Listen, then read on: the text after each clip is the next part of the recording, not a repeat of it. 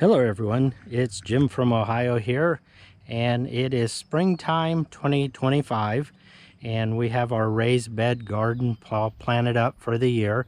I can't take any credit for this. Jenny did the majority of the work. I had to start going back into the office. Being a federal government worker, they ordered us to go back, so I don't have nearly as much time as I used to have while I was working from home. I lost that time that I have to drive to work and drive from work and getting change of clothes done after I get home, and with all of the yard we have to mow and all of the other yard maintenance, I just haven't had a whole lot of time for the garden work. But fortunately, Jenny stays home and she's able to take care of all of this for us. Let us show you what we've got going on here this year. Jenny did go ahead and put the monofilament fishing line barrier up once again. This is primarily to keep the deer out, and believe it or not, it did work well. A lot of people think this won't do anything for deer, but it's my understanding they can hear the wind passing over this, and they can't see it though. And if they approach the garden, when they run into it, it spooks them because they can't see something that's touching them. At least that's the theory. But it did work last year, so she did go ahead and put it up again. We've got our strawberries coming in. We did lose some strawberry plants over the winter time, and in the springtime they did start coming back, but you can see we've got a few bare spots right here, also right there. This is the first year. They were planted last year, so this is the first year that they're actually putting on berries. And you can see we do have some berries forming here and there. Jenny has picked a few of them, and they are very good. But we hope that this bed will continue to get better as it matures and the plants start putting on more berries. Once again, we grow all of our herbs right here, and this is looking a little barren right now because it is just the start of the year, but you can see everything looks like it has a nice healthy start. We lost one of our rhubarb plants. There was one over here under the picnic table. It did not come up this year, but Jenny was able to harvest some of this just last week, and it's in the refrigerator right now. We plan on pulling a piece off of this and putting it, I'd like to put it back in the boggy area of our yard, see how well it does back there with all of the extra water. But we'll have to wait till later on in the year before we pull a piece off of this.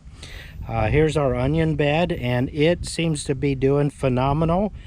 We always order our plants online from a place down in Texas, and we did find these plants from that place in Texas at a local nursery. So we picked some of them up, and well, you can see the results. They're all doing really good.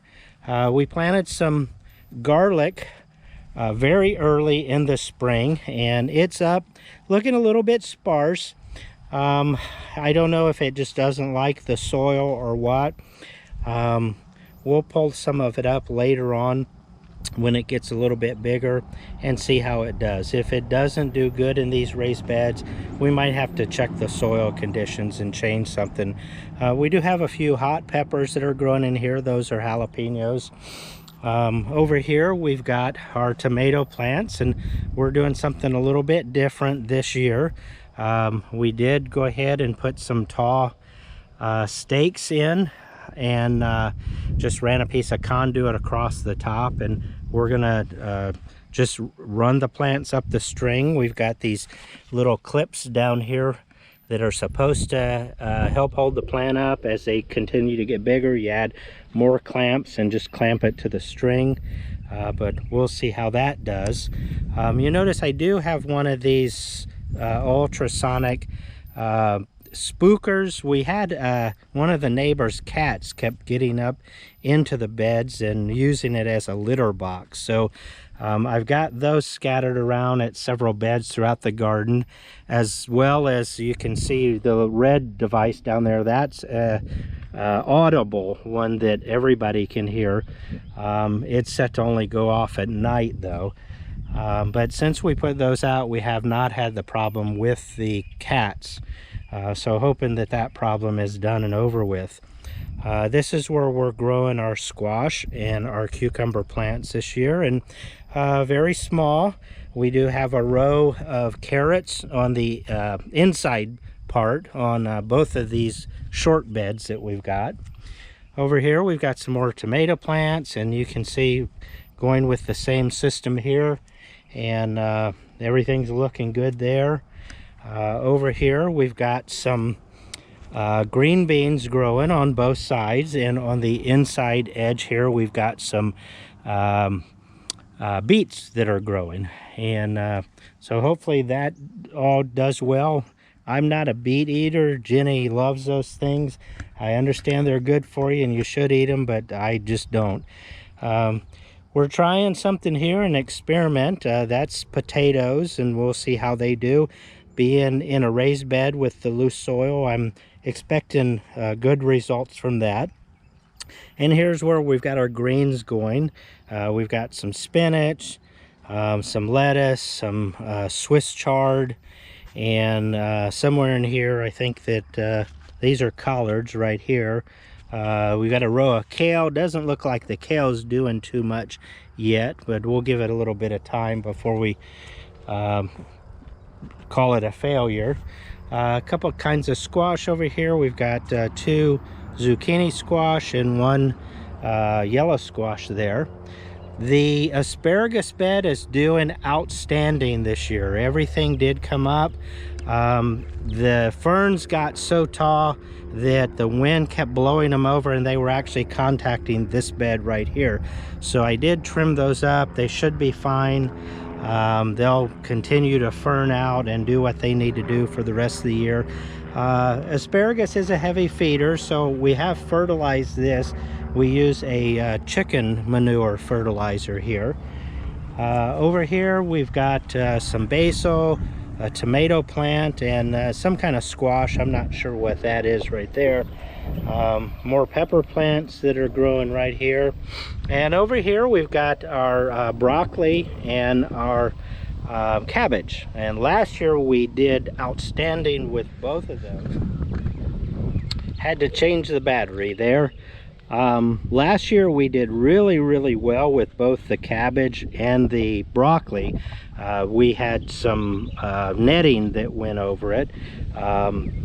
That's what the hoops are for. We've not yet put up the netting just because it's been very cool this year so far, and we haven't had some of the pests, those little white butterflies that tend to lay eggs on these and cause the cabbage worms to appear. We have not seen very many of those yet. I actually saw 2 of them today, so the goal will be to try to get these 2 beds covered within the next couple of days. So that's about it with the garden. We'll go ahead and take a walk back here to the orchard. Let you see what we've got going on back there. Well, we've got 2 apple trees that are growing right here, and I always like to come out and just check for any pests. I am starting to see a little bit of activity up on the leaves where it looks like something is starting to munch on the leaves at the top. Because of the cage that we've got around it, we know that that is not deer, and that's exactly what the cage is supposed to help with. So it's probably about time to go ahead and apply some orchard oil or dormant oil, whatever you want to call it. I'm seeing a little bit of something eating on some leaves inside of there too.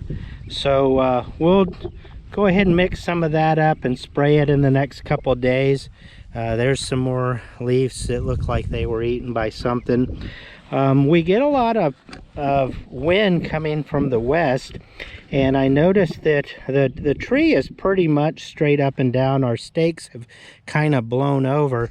So I think what I'll do, just so that we make sure that this young tree grows nice and straight, we'll probably take this cage down temporarily, put some better stakes in there and stake this up so it's nice and straight. We just put this tree in last year, a little bit after, I think that was the first one that we put in. This one's probably a couple weeks later, but we do want them to grow nice and straight. It's probably going to be a couple more years before we get any fruit off of it. But we'll see how things go. But anyway, it looks like it's healthy and it's growing well. I've got the same situation going on with this one right here. We've got a little bit of pest eating or munching on some of the leaves here. Same thing here. Now this tree, I can see the west is coming from this direction. That's west, and you can see this tree is being blown by the wind, so I'm definitely going to have to take care of that so we can make sure that it continues growing straight up until the trunk is beefier and can stand up on its own. But yeah, I think I'll do the same thing. I'll go ahead and just spray everything down with some of the orchard oil. So this is a pear tree. Last year we had a lot of insect damage on this, and I'm not seeing so much. I am starting to see at the top here something going on with the leaves. Now this year has been really odd. Last year, while we had the drought, this year we've had non-stop rain. Yesterday and today we finally had a little bit of a break, but I think that that's helping the trees in some ways and hurting them in others. I've got the same thing going on here. Looks like the wind's starting to push this tree in this direction, so we'll have to stake him up better. This is a variety of peach that we put in. I think. No, this is a cherry tree, actually. Couldn't remember what this was. This was a cherry tree we put in last year, and last year just about every leaf on it was eaten. It was totally covered with aphids. And the story is ants will crawl up and place aphids, and then the aphids will produce some type of a sweet sticky liquid that the ants eat. I am starting to notice a couple ants on this, but I'm not seeing any evidence of aphids yet. Just to make sure that doesn't happen, we'll be sure to hit him with the dormant oil as well. Over here are our peach trees we've got. Once again, these were put in last year. Now on this, I am starting to see on some of the leaves there, I can't tell if those are aphids or what, but I think they may be. So I am seeing ants on there too. So yeah, we probably ought to just make sure we spray everything over in this area down, just so those aphids don't take over again. And we've got the same thing going on. The twine has broken loose from the stakes, so I think I just need to apply some more twine. And yeah, I've got the same thing going on here.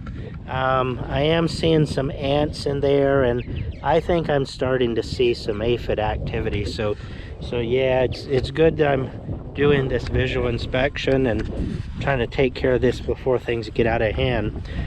These two trees right here are American plum trees, and I've got the same thing going on here.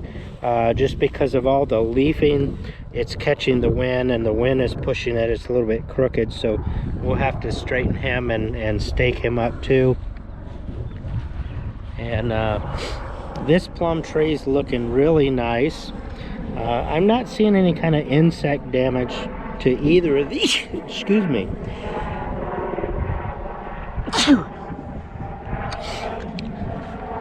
I'm not seeing any insect damage on either of the plum trees. They seem to be very hardy. But we'll go ahead and just to make sure they stay that way, we'll take care of them. Over here, we've got a couple persimmon trees. This one's not looking so good. I'm not sure what's going on there. We've got some black spots on the leaves, and we'll have to maybe do some investigating or reading to see what's going on with that. This one right here is the same variety, and I'm starting to see, this one has more leaves on it, but I am starting to see some of those black spots on it too. So we'll have to figure out what's going on there and take care of that. This is a hazelnut tree, and we didn't have very much luck with him last year. It was just a little twig when we planted it. It leafed out last year, but then it looked like it died. But it did come back this year. We left it alone, and it's not doing what I expected it to do. We'll let it go a little while. This one right here is looking worse than the other one. It was acting like it was totally dead, but then I did see some leafing on the lower part of the trunk there, so I decided to leave it alone instead of pulling it up. We'll try to put some fertilizer around all of the trees. We'll see if it helps out. If not, I don't know if I'm real happy with these. I might just pull both of them up, but we'll give them a little more time.